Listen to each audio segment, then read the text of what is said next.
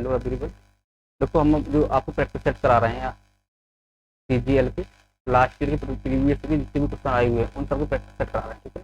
तो इन सीजीएल के practice set में हमने आपके लिए जीएस का मैथ करा दिया है, ठीक है ना। जो प्रैक्टिस सेट था उसका एक इंग्लिश का पोर्शन है, वो इंग्लिश का पोर्शन आज करा रहे हैं। तो इस इंग्लिश के पोर्शन को देखो सीजीएल वाले भी और जो सुपर टेट वाले वो सब देखें। तो सुपर टेट में तो पीक्यूआरएस है, एक्टिव पैसे सब आते हैं, ठीक है ना। मैंने तो बता दिया है। देखो इंग्लिश को यदि आप डीपली पढ़ोगे, सुपर टेट वालों के लिए एक बात बता रहा हूँ, अगर आप डीपली पढ़ोगे इंग्लिश के लिए तो आपको बहुत समय लगेगा, ठीक है ना। आपको कम नंबर में लेके आनी है, मतलब कम क्वेश्चन तुम्हारे आने हैं, थोड़े से क्वेश्चन आने हैं। तो थोड़े से क्वेश्चन तो लास्ट वीडियो बताया था मैंने कि वो क्वेश्चन पूछे जाते हैं जो फ्रिक्वेंटली पूछे वाले क्वेश्चन है, जो हर एग्जाम में लगातार क्वेश्चन पूछे जाते हैं, ऐसे क्वेश्चन पूछे जाएंगे तुमसे। कोई स्पेशली अलग से हार्ड क्वेश्चन नहीं पूछा जाएगा, ठीक है। तो फ्रीक्वेंटली क्वेश्चन कौन से पूछे जाते हैं या फ्रीक्वेंटली रूल कौन से हैं, तो उन रूलों को याद करने के लिए, उन रूलों को समझने के लिए आप क्या करो, करीब 10 से 15 प्रैक्टिस सेट लगा लो। तो उन प्रैक्टिस सेट में आप देखोगे कुछ रूल जो होंगे बार बार रिवाइज हो रहे होंगे, बार बार रिवाइज हो रहे हैं। जो रूल बार बार रिवाइज हो रहेंगे वो तुम्हारे समझ में आ जाएंगे, एक बार दिमाग में आ जाएंगे और पेपर में आ जाएगा, आराम से कर लोगे। बाकी प्रैक्टिस तो हर चीज़ की जरूरी है, पता है आपके लिए। इंग्लिश प्रैक्टिस सही आएगी। आप नाउन प्रोनाउन एडजेक्टिव कितना भी पढ़ लो, तो वो अलग अलग पढ़ोगे तो नहीं कर पाओगे। ग्रामर क्या है, सब इकट्ठी आनी चाहिए आपको। नाउन का प्रोनाउन संबंध पता होना चाहिए, प्रोनाउन का एडजेक्टिव पता होना चाहिए और सबसे आपस में संबंध पता होना चाहिए, तभी आप इंग्लिश कर पाओ और कर पाओगे, ठीक है। ये सब कंबाइंड कब सीखोगे, जब प्रैक्टिस सेट लगाओगे तब, ठीक है। तो ये प्रैक्टिस सेट लगा रहे हैं और आप भी लोग लगाओ इस प्रैक्टिस सेट को, और आप लोग बताना कितने नंबर का सही गया, ठीक है। तुम लोग भी लगाओ, मैं बता रहा हूँ आपके साथ, तो बाद में आप कमेंट में बताना कि आपको कितने क्वेश्चन सही गए थे, ठीक है ना। ईमानदारी से बताना, हम वेट करेंगे कितने लोग बताएंगे, ठीक। तो देखो ये पहला क्वेश्चन है, ये 4 जुम्बल दे रखे हैं, पहला जुम्बल बोलते हैं, इनके लिए पीक्यूआरएस भी बोलते हैं, ठीक है। इनमें क्या होता है कि 4 सेंटेंस दिए जाते हैं, ठीक है ना। कोई एक कहानी है, एक कहानी के 4 पार्ट है, तो 4 पार्ट ये अलग अलग हो गए हैं, ठीक है। आपको एक क्रम से लगाना है कि पहले कौन सा सेंटेंस आएगा, दूसरा पहले, अगला कौन सा आएगा, तीसरा नंबर कौन सा आएगा, ऐसा लगाना है। जैसे हम देखो बोल रहे हैं was a king for their, और 3 सेंटेंस आपको दे दिए, एक ए, एक बी और सी। हम कह रहे हैं इसको क्रम में लगाओ, कैसे बताएंगे। तो क्रम में सेंटेंस को कैसे लगाओ, तो पहले लिखेंगे देयर, लिखेंगे बाद, एक सेंटेंस बनेंगे। तो फिर 4 सेंटेंस दिए हैं, ये क्या है, कोई हम बात करते हैं तो बात करने का सीरीज है, तो इस सीरीज को आपको लगाना है क्रम में, ठीक है। कैसे, तो ये सेंटेंस आपको नॉर्मल बता रहा हूँ मैं। पीक्यूआरएस जो कैसे आते हैं, पीक्यूआरएस के लिए पूरी ग्रामर आपके लिए आनी चाहिए। दूसरी बात क्या है, इसकी प्रैक्टिस होनी चाहिए, जितनी प्रैक्टिस करोगे उतनी ही पीक्यूआरएस अच्छे आएंगे आपके, ठीक है। इसके लिए मैं आपको कुछ दिनों में ही अभी पीक्यूआरएस का एक अलग से पूरा चैप्टर कराने वाले हैं, जिनमें हम करीब 1000 पीक्यूआरएस लेंगे और 1000 पीक्यूआरएस की तुम्हारी लगातार प्रैक्टिस करवाएंगे, ठीक है। तो 1000 पीक्यूआरएस की लगातार प्रैक्टिस हो जाएगी तो ये आपको समझ में आ जाएगा। उस पर काम चल रहा है, मैं 2 या 3 दिन में जरूर कराऊंगा। अभी समझने के लिए समझ लो थोड़ा सा, आपको समझ में आ जाए तो अच्छा है, नहीं आए तो नहीं। देखो पेपर में कैसे करना है पीक्यूआरएस, देखो हम सबसे पहले इसमें ये देखते हैं, सबसे पहले ये छांटते हैं कि प्रोनाउन सेंटेंस में कहीं दिखाई दे रहे हैं क्या। ये 4 सेंटेंस है, तो 4 सेंटेंस पे प्रोनाउन देखा करो, क्योंकि तो कोई भी सेंटेंस जो स्टार्ट होगा वो कभी प्रोनाउन से नहीं होगा। प्रोनाउन से क्यों नहीं होगा, कि प्रोनाउन किस जगह आता है, नाउन की जगह आता है। तो जैसे वो बात करूं मैं कि ही इज ए बॉय है, क्या लिखा हुआ है तुम्हारा, ही इज ए बॉय, तो ही क्यों आया है, तो ही किसी एक नाउन के लिए आया होगा ना। तो इसका मतलब ही का जो नाउन होगा पहले जरूर आ रहा होगा कहीं ना कहीं, प्रोनाउन नाउन की जगह आता है, तो इसी पर प्रोनाउन छाटते हैं। कभी कोई सेंटेंस प्रोनाउन से तुम्हारा स्टार्ट नहीं हो सकता, ठीक है। तो देखो इसमें देखो how ever the rate, how ever the rate से हमें समझ में नहीं आ रहा, पता नहीं कौन सा सेंटेंस नंबर का होगा। अगर देखें तो दिस चेंज जो है, और देखो दिस चेंज आ गया, दिस चेंज का मतलब है ये change can be express in 2 वे, ये चेंज 2 भागों में या 2 प्रकार से एक्सप्रेस किया जा सकता है। अब दिस चेंज आ गया तो दिस चेंज से कोई सेंटेंस स्टार्ट तो होगा नहीं, इसका मतलब किसी चेंज की बात कर रहे हैं कि ये चेंज, इससे पहले कोई चेंज के बारे में बताया होगा, ठीक है। तो इसका मतलब है ये सेंटेंस बी से स्टार्ट तो होगा नहीं, तो बी से स्टार्ट सेंटेंस नहीं होगा, बी से स्टार्ट नहीं होगा तो इसका मतलब ऑप्शन बी भी नहीं होगा, इसका ऑप्शन सी भी नहीं होगा। तो 2 ऑप्शन तो वैसे कट गए। अब देखो तुम्हें कुछ करने की जरूरत नहीं है, एक ही बार में समझ में आ गया। अब या तो ये भी सी से स्टार्ट हो, ये सी से स्टार्ट हो रहा है, तो इसका मतलब है कि पहला सेंटेंस होगा वो केवल सी होगा। पहला कौन सा होगा, सी, ये वाला। अब सी के बाद ए आएगा, बी आएगा, तो ये लिंक हमें देखना है, तो कैसे देखेंगे देखो। ये कह रहे हैं growth of population hair to the change, तो ये कोई चेंज की बात कर रहे हैं। और ये भी तो चेंज की बात की, तो यहाँ भी चेंज है और यहाँ भी चेंज है। जब दो कीवर्ड एक जैसे मिल जाए तो इसका ये चेंज है और ये भी चेंज आ रहा है, तो इसका मतलब है कि ये वाला इसके बाद ही आएगा, दो वर्ड सेम मिल जाए तो। इसके बाद बी के बाद कौन सा, सी के बाद कौन सा बी आएगा, और सी के बाद बी को तुम्हारा इसमें आ रहा पोर्शन में, तो ये तुम्हारा आंसर है। ये देखना है, कुछ करना ही नहीं। अब देखो ये सेंटेंस तुम्हारा कम समझ में आया होगा क्योंकि पीछे वाला से एक साथ समझ में नहीं आते, धीरे धीरे समझ में आएंगे तो, ठीक है। जब इनकी प्रैक्टिस कराएंगे कम से कम 5-6 से 7 करोगे ना बैठ के, तभी पीछे होंगे, ठीक है। देखो अगला ये है सेलेक्टेड करंट सिनोनियम। देखो सिनोनियम पूछा है इन्होंने। अब देखो इस प्रैक्टिस सेट लगाने से फायदा क्या होगा कि कम से कम सिनोनियम जो पूछे जाते हैं वो सिनोनियम तो तुम्हें याद हो जाएंगे।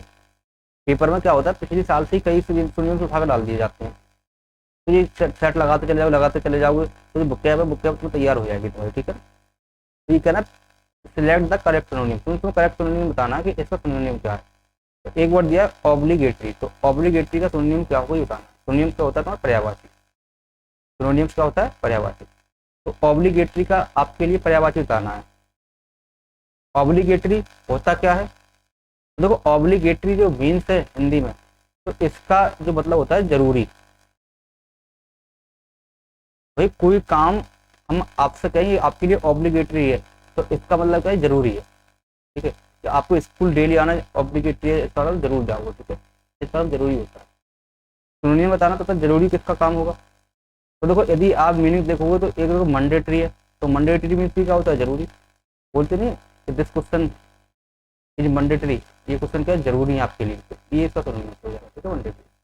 बाकी इनका अर्थ देखो तो यूजलेस, यूजलेस का अर्थ क्या होता है हिंदी में, यूजलेस का अर्थ होता है जो काम में नहीं आए, जो किसी यूज का नहीं हो, तो ये भी खत्म, ये नहीं होता। और इधर रैकलेस है, रैकलेस का जो अर्थ होता है वो आप मुझे कमेंट से बताओ क्या होता है, ठीक है ना। ऐसे अग्रेसिव को क्या बताओ क्या होता है, ये दोनों आप मुझे बताओगे, अग्रेसिव देखते डिक्शनरी में, ठीक है। थोड़ा काम समझिए करो। अगर सेंटेंस ये है, देखो select the most appropriate substitution. देखो इन्होंने वन वर्ड सब्स्टिट्यूशन पूछा है।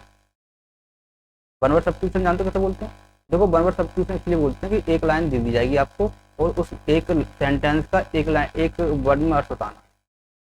जैसे कि हिंदी में इनको हम बोलते हैं, क्या बोलते हैं हिंदी में इनको एक बोलते हैं, वन वर्ड सब्स्टिट्यूशन को हिंदी में बोलते हैं, मुझे याद नहीं आ रहा क्या बोलते हैं, ठीक है ना। जैसे बोलते हैं कि जैसे 10 सर हों से क्या बोलेंगे, रावण, ठीक है ना।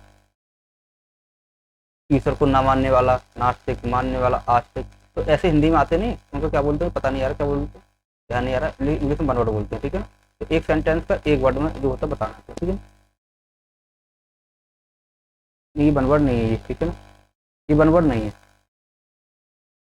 ये कह रहे हैं ये तुम्हारा sentence select the most appropriate option. अच्छा ये ऑप्शन तो बताना है। Underline segment in the given passage. देखो ये कह रहा है ये सेंटेंस तुम्हारा दिया है, मैंने ध्यान नहीं दिया उसका, ठीक है। ये वन वर्ड नहीं है, वन वर्ड आ गया। देखो ये सेंटेंस दिया है इन्होंने, तो ये कह रहे हैं ये सेंटेंस बताओ, और इन सेंटेंस में कह रहे हैं एक पार्ट जो है एग्री विद पीपल, इसको लाइन खिंची हुई मिलेगी तुम पेपर में, इसको हम बोलते हैं सेंटेंस इंप्रूवमेंट। सेंटेंस इंप्रूवमेंट का मतलब क्या है, ये सेंटेंस दे देंगे और वहाँ ये नीचे लाइन खिंची दे देंगे, तो कहेंगे बताओ ये लाइन सही है नहीं। इस एग्री विद प्रपोजल क्या आएगा, एग्री टू प्रपोजल आएगा, या एग्री ऑन प्रपोजल आएगा, या एग्री बाई प्रपोजल आएगा, या नो इम्प्रूवमेंट। अगर ये सही है तो नो इम्प्रूवमेंट बता दोगे, सही नहीं है तो इसी जगह क्या आएगा ये बताना है तुम्हें, ठीक है। हाँ ये लाइन खिंची हुई मिलेगी तुम्हें, ठीक।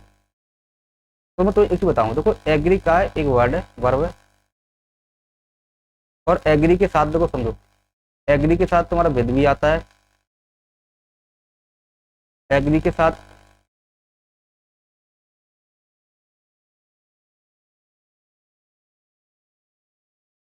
एग्री के साथ कभी टू भी आता है, और एग्री के साथ ऑन भी आता है। तो कभी एग्री के साथ ऑन आएगा, कभी एग्री के साथ टू आता है, कभी एग्री के साथ विद आता है। ये कब कब आती है बताना।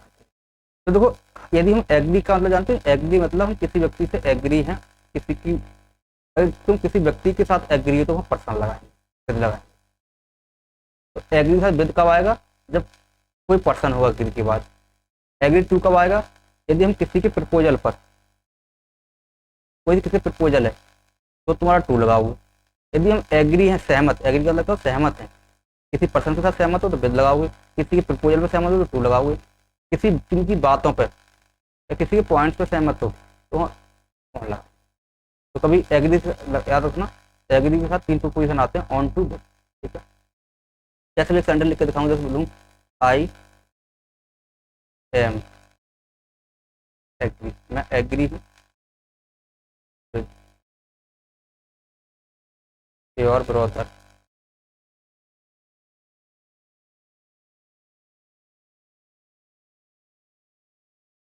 ठीक है, प्रपोजल ऑन दिस, काफी ठीक है, ठीक है। तो देखो अब बताना है, आई एम एग्री, मैं एग्री हूँ योर ब्रदर, तुम्हारे ब्रदर के साथ, ठीक है। तो अगर तुम्हारा योर ब्रदर तुम्हारा पर्सन है, तो पर्सन में तो एग्री के साथ क्या आएगा, विद आ जाएगा, ठीक है। हिज प्रपोजल से तो ये भी एग्री, तो इस एग्री और प्रपोजल के साथ क्या आएगा, वो टू आएगा। और एग्री किसी पॉइंट पर तो क्या आएगा, ऑन आएगा, ठीक है। पॉइंट के लिए ऑन, प्रपोजल के लिए टू और पर्सन के विद आता है, ठीक है।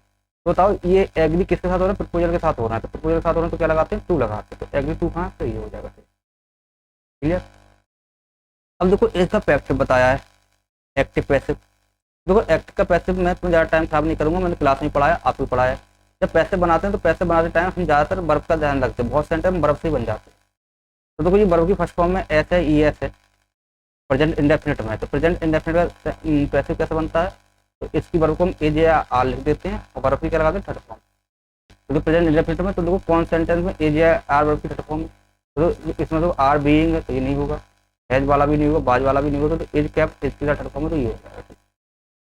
पास में तो रही नहीं, ये तो बर्फ से छांट सकते हो, तो कोई दिक्कत नहीं है। पैसे तुम्हें आपको बहुत अच्छे से पढ़ाई हैं तो बर्फ से ही आप छांट सकते हो, ठीक है। बाकी देखो ये दिस वर्क की बात करें, बनाना सिखाऊंगा तो बनाते कैसे हैं। तो वो इसमें देखो ऑब्जेक्ट बाहर निकालते हैं, ऑब्जेक्ट क्या है, दिस वर्क, तो दिस वर्क बाहर निकाल लेंगे। अब वर्क तुम्हारा क्या है, वर्क एक अनकाउंटेबल नाउन है, वर्क अनकाउंटेबल नाउन है, तो अनकाउंटेबल नाउन का सिंगुलर वर्ब लगाते हैं, तो ये कैप्स का एज आ जाएगा, तो कैप्ट आ जाएगा, तो पेंडिंग लगा देंगे। और बाई द मैनेजर, बाई को लगाए मैनेजर साथ में, जब पर्सन हो तो बाई लगाते हैं, ठीक है। ये पैसिव के रूल हैं, आपको बताए होंगे। देखो ये आ गई।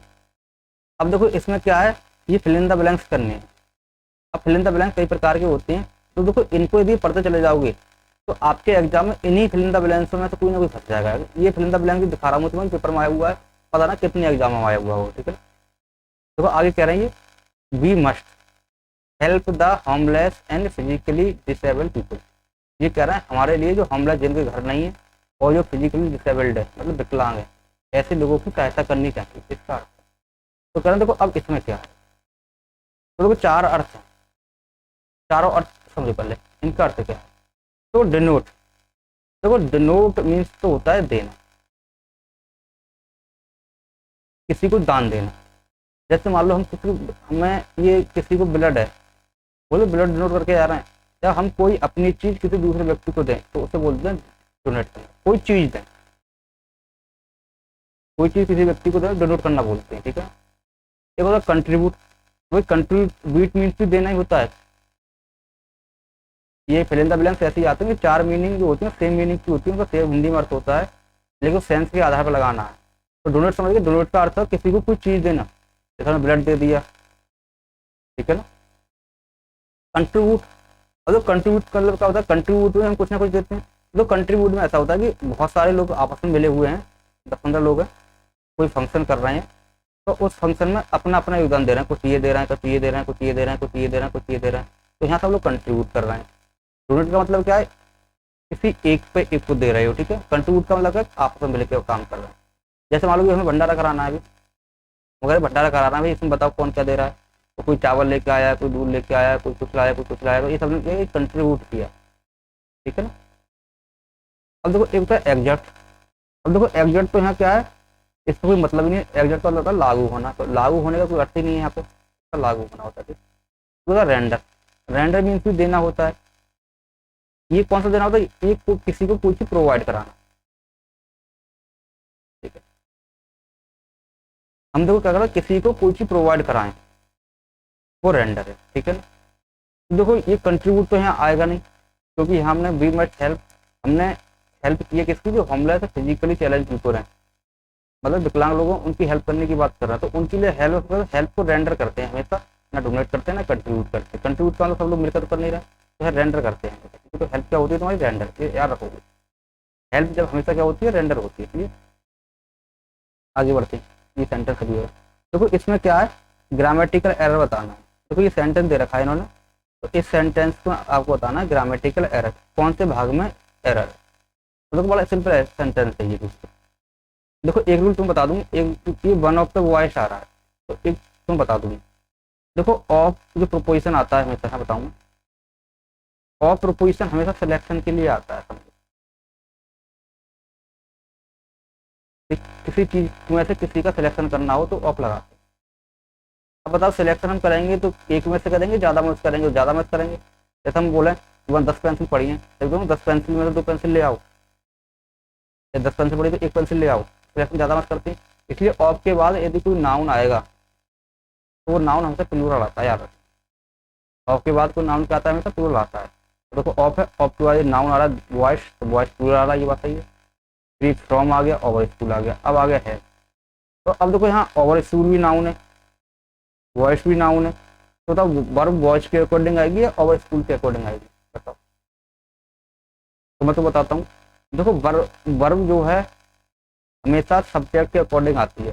Subject singular, verb singular, subject plural तो वर्ब भी प्लूरल आती है। ठीक है, अब सब्जेक्ट कब आता है? सब्जेक्ट आता है वर्ब से पहले आता है। और ऑब्जेक्ट कब आता है? तो देखो ऑब्जेक्ट जो हमेशा प्रोपोजिशन के बाद आएगा या वर्ब के बाद आएगा। तो ऑब्जेक्ट या तो वर्ब के बाद आता है या प्रोपोजिशन के बाद। तो प्रोपोजिशन के बाद कोई नाउन आ रहा है तो ऑब्जेक्ट में होगा। ठीक है ना, तो देखो ये ऑफ क्या है?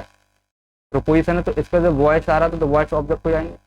फ्रॉम क्या? प्रोपोजिशन, तो इसका स्कूल आया तो ये भी ऑब्जेक्ट है तुम्हारा, तो ये ऑब्जेक्टिव केस में, ये भी ऑब्जेक्टिव केस में। तो इसका सब्जेक्ट क्या रहेगा? वन सब्जेक्ट रहेगा। वन क्या है? एक, और एक क्या है? सिंगुलर। तो एक सिंगुलर, सिंगुलर के साथ क्या आता है? हैव नहीं आता, क्या आता है? हैज भी नहीं आता। तो ये हैज, ये क्या पहला सेंटेंस क्या है? गलत है, हैव भी नहीं आनी चाहिए। जो पार्ट गलत है वो बताना। ठीक है, अब देखो आपके लिए ये दे रखा है, ये 5 सेंटेंस है, इसको हम बोलते हैं क्लोज टेस्ट। मतलब ये क्या पैसेज दे देते हैं, एक पैसेज होता है और उस पैसेज के बीच के कुछ शब्द मिटा देते हैं, वो तुम्हारा क्लोज टेस्ट बन जाता है। तो यहाँ क्या क्या आएगा वो तुम्हें भरना है। ठीक है, अब देखो ये पैसेज कैसे करें, तो पैसेज भी तुम्हारे प्रैक्टिस से ही आते हैं, पैसेज एक दिन में नहीं आते हैं। ठीक है ना, मैं अभी तुमको समझा दूंगा। देखो मैथ्स में और इंग्लिश में ये अंतर है, मैथ्स को मैं चाहूँ तो तुम्हें कोई क्वेश्चन हाथ का समझा सकता हूँ, देखो ये ऐसे हो गए। जीएस को बता सकता हूँ, देखो ये ऐसे होगी, समझ में आ जाएगी तुम्हारी। लेकिन इंग्लिश में क्या है कि इंग्लिश एकदम समझ में नहीं आती है, इंग्लिश में प्रैक्टिस ही करनी पड़ती है। अब देखो ये क्लोज टेस्ट है, क्लोज टेस्ट कैसे करना है उसकी पूरी तरीका बता दूंगा मैं। अब एक दिन में सिखा नहीं सकता मैं तुम्हें, ठीक है ना, तो अभी कर रहा हूँ। जितने दिनों को समझ में नहीं आ रही है इंग्लिश, वो सिर्फ देखते रहें। वो 8 प्रैक्टिस, कम से कम 8 या 10 प्रैक्टिस देखो, तो आपको समझ में इंग्लिश आने लगेगी धीरे धीरे। ठीक है, देखो ये कह रहे हैं, एक सेंटेंस दिया है, ये कह रहे हैं communication plays a role in overall development of man. ठीक है, कम्युनिकेशन क्या होती है? बातचीत, एक रोल प्ले करती है किसमें? मैन के डेवलपमेंट। आपको एक चीज बता दूं मैं, जब आप यूट्यूब पे पढ़ोगे ना तो बहुत सारी चीजें दिखा रहे होंगे कि क्लोज टेस्ट करने की ट्रिक क्या है, PQRS करने की ट्रिक क्या है, एक दिन में PQRS सीखते हैं, एक दिन में क्लोज टेस्ट सीखते हैं। तो मैं तुम्हें कह रहा हूँ क्लोज टेस्ट और पैसे और PQRS एक दिन में नहीं आते, ये प्रैक्टिस के बाद आते हैं। इनमें कितनी भी ट्रिक लगा दो कोई ट्रिक काम ही नहीं करेगी। इसमें सिर्फ तुम्हारी एक ही चीज काम करेगी, वो अंडरस्टैंडिंग।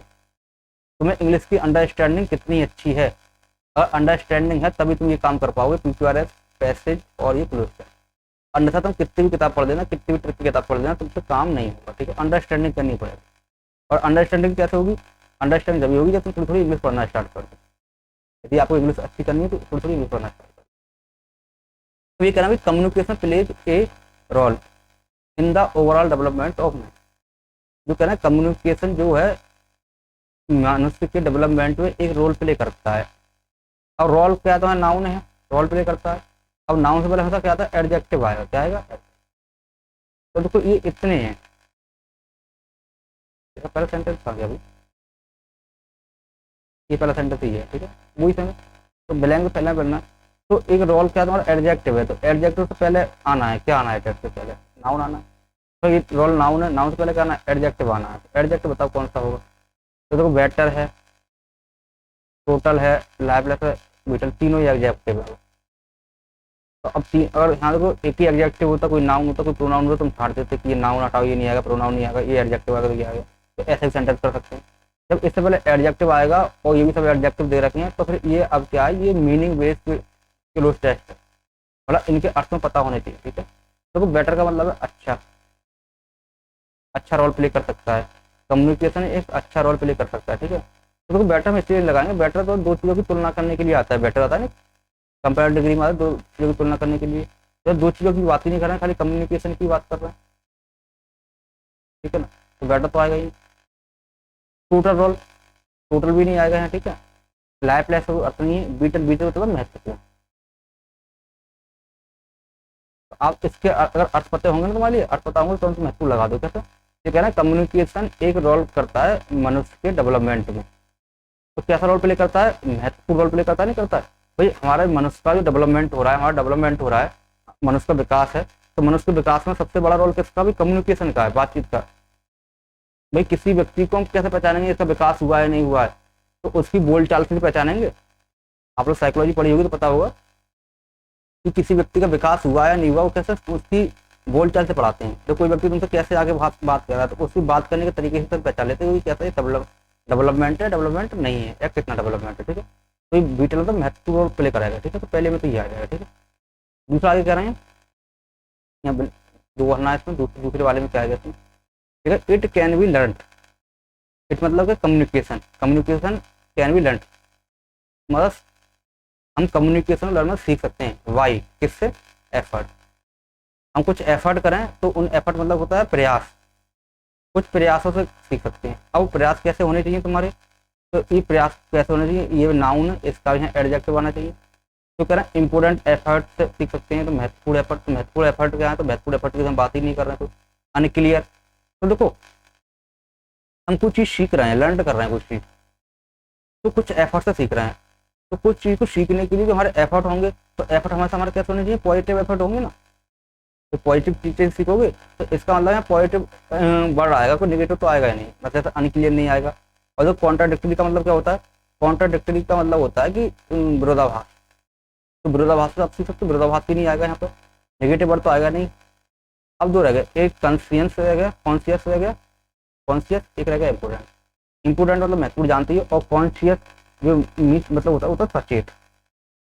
कॉन्शियस मीन्स का होता है सचेत, तो देखो कॉन्शियस ही आएगा सचेत, मतलब ऐसे एफर्ट करने। सचेत मतलब क्या, जो इस समय लाइफ में जितनी भी चीजें चल रही हैं तुम्हारे, उनको देख देख के सीखो आप। ठीक है, सचेत, तो यहाँ कॉन्शियस आएगा। ठीक है, लेकिन today success in our professional life, हमारी प्रोफेशनल लाइफ में जो सक्सेस है वो डिपेंड करती है ऑन, ओवर, डिपेंड करती है किस पर, over to read write and speak well. ये कहना है जो आजकल सक्सेस है वो हमारे डिपेंड है किस पर, टू रीड पर, पढ़ने पर, राइट पर लिखने पर, स्पीक पर बोलने पर। ये आजकल की लाइफ में जो हमारी सक्सेस है वो किस पर डिपेंड कर रही है, depend over to read write and speak. हम लिखते क्या, पढ़ते क्या हैं, लिखते क्या हैं, बोलते क्या हैं, तो इस पर डिपेंड कर रही है। तो इससे पहले भी देखो ओवर आ गया जी, ये टू रीड का है, नाउन है, मैं तो बता टू रीड नाउन है, ये कौन सा नाउन है ये बताओ। ठीक है ना, ये इन्फिनेटिव है, तो ये नाउन है, इससे पहले एडजेक्टिव आएगा, एडजेक्टिव कौन सा आएगा, तो ये करें। देखो वैरायटी मीन्स क्या होता है, वैरायटी मीन्स होता है कि अलग अलग चीज़ें होती हैं। एजिलिटी, एजिलिटी होता है तुम्हारा तत्परता होती है। फैसिलिटी होता है किसी को भी फैसिलिटी देते हैं। एबिलिटी होती है क्षमता। ठीक है, तो बताओ पढ़ने की, राइट की और स्पीक की क्या होनी चाहिए, एबिलिटी तो होनी चाहिए। हमें सीखेंगे तो हमारी कितनी एबिलिटी है उसी से हमारा डेवलपमेंट होगा। ठीक है, तो यहाँ एबिलिटी आ जाएगा। ठीक है, तो ये कहना है प्रोफेशनल लाइफ में सक्सेस है वो डिपेंड करती है हमारी ability read write and speak, हमारी बोलने पढ़ने और लिखने की क्षमता कैसी है। तो क्षमता की बात करें तो एबिलिटी आ जाएगा। ठीक है, which result in effect communication, अगले देखो यहाँ फोटो भरना, which result in effect communication barrier. तो बैरियर के साथ में याद रख लेना हमेशा ये टू प्रीपोजिशन आएगा यहाँ। ठीक है, ठीक है, ये कहना है कम्युनिकेशन, आगे कम्युनिकेशन तो हो गया ना, आगे barrier communication hinder the communication process. ये कहना जो बैरियर मतलब विरोध हैं, बाधाएं हैं, वो कम्युनिकेशन हिंडर, वो कम्युनिकेशन है उसके हिंडर मतलब विरोधक है, रोकते हैं। कम्युनिकेशन प्रोसेस में, मतलब इसका मतलब कम्युनिकेशन प्रोसेस जो हो रही है उसमें जो बैरियर क्या है, बाधा उत्पन्न करते हैं, इसलिए यहाँ का लगा दोगे टू लगा दोगे, ठीक है। नेक्स्ट आगे बढ़ते हैं। अब देखो पाँच में क्या कह रहा है, टू। तो देखो ये टू आ रहा है, it is very important to, किसके लिए, देखो अब बताओ इसका तो एक बहुत सिंपल तरीका करो, टू। तो टू की बाद हमेशा वर्ब की फर्स्ट फॉर्म आती है, टू के वर्ब की आती है फर्स्ट फॉर्म। देखो वर्ब की फर्स्ट फॉर्म किसमें है, देखो ये थर्ड फॉर्म में, ये सक्सीडेड भी फर्स्ट फॉर्म ही है, ठीक है ना, ये क्रिएटिव फर्स्ट फॉर्म है, इन तीनों में से एक आ सकता है, ठीक है ना। तो कहना it is very important to, ये इंपॉर्टेंट है किसको, दीज बैरियर, भाई इन बैरियर को खत्म करने के लिए क्या है, जरूरी है, so that transmission of the message can be smooth, जो है ट्रांसमिशन से मैसेज, जो मैसेज दे रहे हैं वो स्मूथ हो सके। तो ये इन बैरियर को खत्म करने की बात कर रहे हैं, तो खत्म करने की मतलब क्या, ओवरकम, मतलब इनसे हम निकल के आएगा, ठीक है। तो ये पैसिव क्लोज है तुम्हारे एक बार में समझ में नहीं आएगा, जितना करा रहा हो उतना करते रहो, ठीक है, धीरे धीरे। आगे देखो ये कह रहा है select the correct spelled word, ये रहा है इसमें से करेक्ट वर्ड कौन सा ही वो आपको बताना है। तो देखो आपको ये करना मैं बता सकता हूँ, तो ये एक्टिविटी है, बाकी इनमें तुम्हें बताना हो मुझे कि मिस्टेक क्या क्या है, ठीक है ना। अब गूगल करो, गूगल करके मिस्टेक बताना, ठीक है। तो बताने को मैं भी बता दूंगा, लेकिन तुम्हें याद नहीं रहेगा, खुद से मेहनत करोगे तो ज़्यादा याद रहेगा, ठीक है। तो ये तुम्हारे होमवर्क है, ये तुम्हें बताना, 15 मिनट। देखो इसका नरेशन पूछा है, नरेशन डायरेक्ट इंडायरेक्ट पूछा, डायरेक्ट इंडायरेक्ट क्या होता है, तो डायरेक्ट इंडायरेक्ट मैं बता रहा हूँ। देखो पहले तो ये सेट टू जहाँ दिखाई दे जाए, और ये कैन क्या है तुम्हारा, इंटरगेटिव में, जब इंटरगेटिव सेंटेंस होता है तो उसमें सेट टू उसमें आस्क को बदल देते हैं, तो देखो आस्क को बदला हुआ ये है, ठीक है। दूसरी चीज़ जो है ये पास्ट में है, तो देखो जब ये तुम्हारी पास्ट में होती है तो इसको हम चेंज करते हैं, चेंज किस में करते हैं, मोर पास्ट में, इसको मोर पास्ट में चेंज कर देते हैं, मतलब प्रेजेंट इंडेफिनिट को past indefinite, past present continuous को पास्ट कंटिन्यूस कर देते हो, सब जानते हो। और जैसे जितने मॉडल होते हैं, जैसे मॉडल बिल है, सेल है, कैन है, तो बिल को बुड में कर देते हैं, सेल को खुद में कर देते हैं, ऐसे कैन को खुद में कर देते हैं। देखो कैन का कुड हो रहा होगा, देखो कुड किस किस में हो रहा है इसमें, हाल तो बर्फ से ही पहचानना है, बर्फ के अगर नहीं पहचाना तब आगे बढ़ना है। तो देखो कुड किस में हो रहा है, तो देखो एक तो कुड इसमें आ रहा है, बस कैन आ रहा है, ये भी कैन, तो कैन वाले तो खत्म, कैन वाला ये भी खत्म, इसमें कैन आया ये भी खत्म, तो कुड वाला आएगा, ठीक है। तो बी एफ। अब करेक्ट एंटोनिम बताना है। देखो एंटोनिम कैसे बताओगे, जो एग्जीव इसका मतलब होता है निर्वहन करना, बाहर निकालना, ठीक है, क्या होता है, निर्गमन करना, निर्गमन होना, ठीक है, निर्गमन, निर्गमन का मतलब होता है बाहर जाना। अब बाहर जाने का एंटोनिम सिनोनिम क्या हुआ, अंदर आना, अंदर आने का मतलब क्या है, अराइवल हो जाएगा, ठीक है, समझो अराइवल मतलब क्या है, आना, ठीक है। डिपार्च मतलब जाना होता है, एग्जिट मतलब बाहर जाना होता है, रिफंड मतलब वापस आना, रिफंड तो ऐसा होता है किसी को पैसे दिए तो पैसे वापस आ रहे हैं, हम वापस नहीं आ रहे हैं, ठीक है। तो ये कह रहा है अराइवल तो आना होता है। तो ये वन वर्ड सब चीज ने बता रहा था, वन वर्ड का मतलब क्या है, ये एक सेंटेंस दे रखा है, तो इस पूरे का अर्थ एक वर्ड में क्या हो बताना। तो ये कह रहा है ए सॉन्ग संग एट ए बिरुअल, तो रियल होता है मतलब जब किसी को हम जलाते नहीं, क्रियाक्रम होता है हिंदू धर्म में जलाने फलाने, जो उस दाह संस्कार करते हैं, तो दाह संस्कार के टाइम पर जो सॉन्ग गाया जाता है उस सॉन्ग को क्या कहते हैं, बताओ दाह संस्कार के समय कैसा गीत गाया जाएगा, तो उन्हें बोलते हैं शोक गीत, ये शोक गीत गाए जाते हैं। तो शोक गीत तुम्हारा कौन सा होगा, ये बड़ा ट्रायल, ठीक है। बात कर इन तीनों की अर्थ में पता होना चाहिए। देखो हायमन, हायमन तो भजन होते हैं, जबकि हायमन का मतलब क्या, जो शो अवसर पर गाए जाते हैं वो गीत होते हैं भजन। और एक बैलेड होगा, सोनेट होगा, इन दोनों का सिनोनियम आपस में, इनका अर्थ एक ही होता है। इनका अर्थ क्या होता है, तो बैलेड सोनेट का अर्थ क्या होता है, देखो इनको बोलते हैं गाथाएं होती हैं, कौन सी गाथाएं, जो ऐसी जो चीजें होती हैं जो एक पीढ़ी से दूसरी पीढ़ी के लिए कहानी सुनाई जाती है। जैसे तुम्हें कहानी सुनाई जाती होंगी, कहते होंगे जैसे कि हमारे यहाँ एक राजा था, बोलते हैं या हमारे यहाँ वो थे, वहाँ एक कहानी ऐसे घटित हो गई, मंदिर पे गए तो ये कहानी हो गई 10 साल पहले, सुनते हैं तो 10 साल पहले ये मंदिर कैसे बना, तो उसकी कहानी सुनने की, इसकी कहानी ये थी, ठीक है। तो पुराने जमाने की जो कहानी नए जमाने से सुनाई जाती है उन्हें बोलते हैं बैलेड या सोनेट, ठीक है, क्लियर। ठीक है, ये क्या है फिर से, ये पहला जुम्बल है, ठीक है, ये फिर से पीकर तुम्हें छाटना है। अब पीकर क्या छाटना है तो बता दिया मैंने तुम्हें, देखो अब प्रैक्टिस करो तुम भी गाने। मैंने कहा प्रोनाउन से कोई भी सेंटेंस स्टार्ट नहीं होगा, तो प्रोनाउन देखो दे है, दे से तो कोई सी से स्टार्ट कुछ होगा नहीं, सी से नहीं होगा तो ये ऑप्शन खत्म हो गया, ठीक है। दे प्रोनाउन से कोई सब्जेक्ट क्यों, प्रोनाउन से कोई सेंटेंस क्यों स्टार्ट नहीं होगा कि इससे पहले इसका कोई ना कोई नाउन आना चाहिए, ठीक है।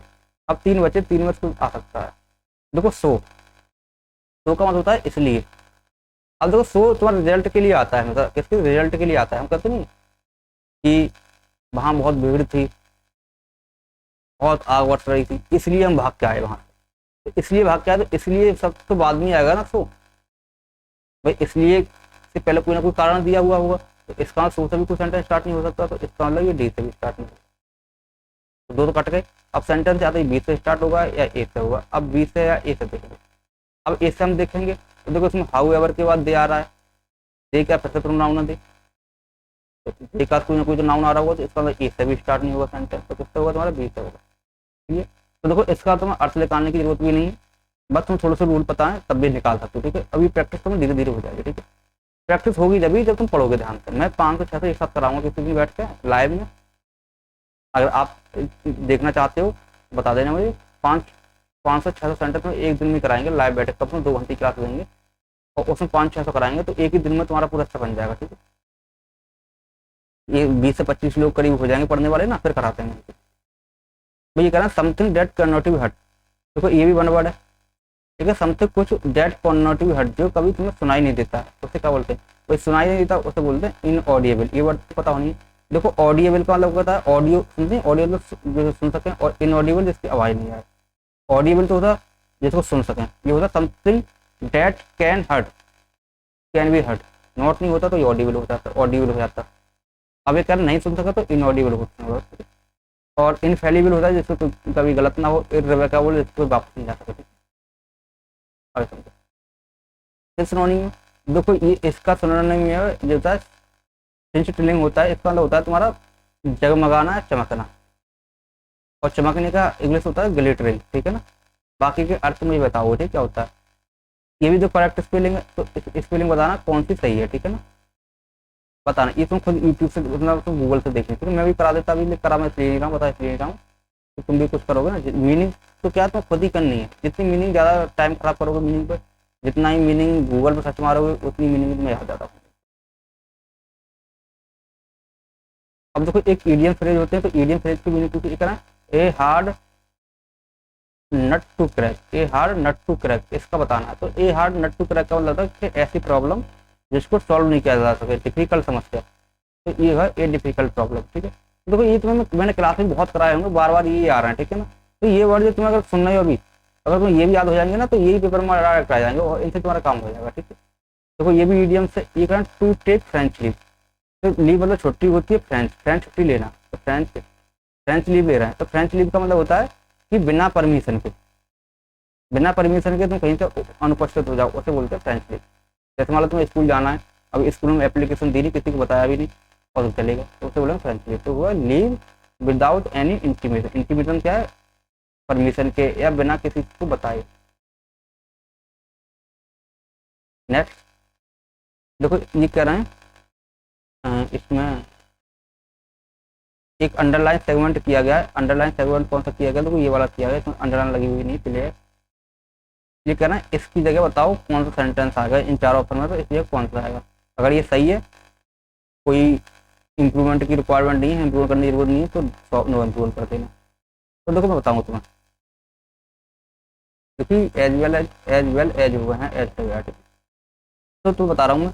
तो देखो कुछ वर्ड ऐसे होते हैं जो प्रोपोजिशन होते हैं। देखो एज वेल एज तुम्हारा क्या प्रोपोजिशन है बताऊँ। देखो हमारे पास कुछ प्रोपोजिशन पॉजिटिव होते हैं, कुछ प्रोपोजिशन नेगेटिव होते हैं। जैसे विद है, विद तुम्हारा क्या प्रोपोजिशन है? साथ। टूगेदर विद है, ये भी प्रोपोजिशन है। अलोंग विद है, ये भी प्रोपोजिशन है। और एज वेल एज है, ये भी क्या है? प्रोपोजिशन है। तो एज वेल एज भी तुम्हारा प्रोपोजिशन है, तो इसका मतलब एज वेल एज यदि प्रोपोजिशन है, तो इसके बाद हमें तक आएगा ऑब्जेक्ट। तो प्लेयर्स क्या हो गया? ऑब्जेक्ट। तो सब्जेक्ट आएगा द कैप्टन के अकॉर्डिंग, और द कैप्टन क्या है? सिंगुलर। तो इसलिए बार की जगह क्या हो जाएगा? बाज हो जाएगा। तो देखो बाज किस मारा है, तो देखो बाज किस मारा है। बड़ा सिंपल सेंटेंस है। ठीक है, अब देखो इसमें फिर मीनिंग करनी है, तो मीनिंग तो तुम्हें याद ही करनी पड़ेगी। तो मीनिंग बेच दो, कितने सेंटेंस आ गए इसमें, तो मीनिंग तुम्हें क्या याद होंगी? मीनिंग को प्रैक्टिस सेट लगाओ तो लगाते लगाते याद हो जाएंगे। ठीक है, तो ये कहना है handle this glass table. Handle मतलब पकड़ो, this glass table, glass table है, टेबल है हमारे पास, और किसी ग्लास में कांच की टेबल है। इस कांच की टेबल पकड़ो विद विद केयरफुली होगा, विद टेबल नहीं केयरफुल होगा यार, with carefully. Handle this class table with carefully, मतलब सावधानी पूर्वक पकड़ो इस टेबल को, क्योंकि बिकॉज इट इज, क्योंकि ये क्या है भाई, ग्लास की तुम्हें टेबल दे रहे हैं, ये सावधानी पूर्वक नहीं पकड़ो तो इसका मतलब क्या है, तो छोड़ दोगे टूट सकती है, ठीक है ना। तो ग्लास की टेबल तुम्हारी कैसी होती है, फ्रेजिल होती है, ठीक है, भंगुर होती है, भंगुर तो फ्रेजिल। बाकी देखते हैं भाई, कह रहे हैं इसमें क्या करना है, ये सेंटेंस है, इसमें ग्रामेटिकल एरर बताना है, इसमें गलती क्या है, किस सेंटेंस में गलती है, जिस जिस भाग में गलती है वो भाग पर इसमें लगा देना। तो ये कह रहा है आई कैन सी, तो देखो जितने भी मॉडल होते हैं, can, could, may, might, must, will, shall, सबका वर्ब की फर्स्ट फॉर्म आती है, सेम वर्ब की फर्स्ट फॉर्म, ठीक है, कोई दिक्कत नहीं। वेरी फास्ट, ठीक है। व्हेन आई वाज ओनली 5, जब मैं 5 साल का था तब मैं बहुत तेज दौड़ता था। तो देखो ये सेंटेंस वाज पास्ट में है, देखो अगर ये पास्ट में सेंटेंस तो ये भी तो पास्ट में होना चाहिए। जब मैं 5 साल का था तो वेरी फास्ट, अभी तो दौड़ता नहीं, पहले दौड़ता हूँ मैं, तो ये पास्ट में, तो ये भी किस होना चाहिए हमारा, पास्ट में होना चाहिए। तो कैन नहीं, यहाँ क्या आनी चाहिए, कुड आनी चाहिए, ठीक है। तो ये पास्ट में होना चाहिए और पास्ट में ये नहीं है, तो ये आंसर। इसका क्या सुनो, एंटोनिम बताना है प्यूशेंट का, तो प्यूशेंट का पहले अर्थ पता होना चाहिए, तो इसका अर्थ होता है मौन रहना, प्यूशेंट का होता है मौन। अब मौन रहना, तो इसका सेंटेंस देखो इंडिफरेंट में असामान्य है, एक्टिव मतलब देखो एक जगह तुम मौन रह रहे हो, एक जगह एक्टिव रह रहे हो, एक्टिव का मतलब होता है कि मौन नहीं है, तुम बोल रहे हो, सब काम कर रहे हो, तो ठीक है, तो इसका एंडिंग एक्टिव हो जाएगा, ठीक है। पीसफुल जानते हो शांति पूर्वक होता है, और डिजेक्टेड जो होता है, डिजेक्टेड में होता है उदास होना, तो उदास होने का मतलब। तो देखो ये तुम्हारा इंग्लिश का प्रैक्टिस सेट, तो देखो इसमें क्या है, जिन्होंने इंग्लिश पढ़ी है उन्हें तो अच्छा लगा होगा थोड़ा बहुत, और जिन्होंने इंग्लिश नहीं पढ़ी है उन्हें तो बोर हो रहा होगा, तो फिर वो होंगे तो पता नहीं सर क्या पढ़ा रहा है, समझ में भी नहीं आ रहा होगा, ठीक है। आपको क्या करना है, इंग्लिश का प्रैक्टिस है, बस देखना, ठीक है। समझ में नहीं आए कोई दिक्कत नहीं, बस देखते रहो, देखते देखते तो 3-4 रूल जो आज आए हैं कल लगाएंगे, तो कल वही 3-4 रूल आएंगे, फिर परसों भी आएंगे, जब लगातार चीजें तुम्हारे सामने आएंगी तो धीरे धीरे समझ में तुम्हारी स्टार्ट हो जाएगी, और जो सामान्य रूल आते हैं बार बार वही इसमें आएंगे, ठीक है।